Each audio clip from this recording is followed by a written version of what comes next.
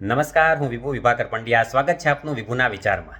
આજકાલ નવો ટ્રેન્ડ ચાલે છે, ઝાઝા બધા મિત્રો બનાવવાનો ટ્રેન્ડ, અને એ મિત્રો છે એવું બતાવવાનો ટ્રેન્ડ.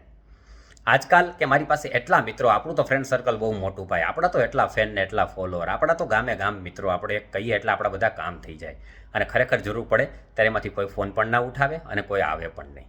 તો આવા મિત્રો હોવા એ જરૂરી નથી. Friendship is all about quality, not quantity. તમારી પાસે કેટલા મિત્રો છે એ જરૂરી નથી, તમારી પાસે કેવા મિત્રો છે એ જરૂરી છે.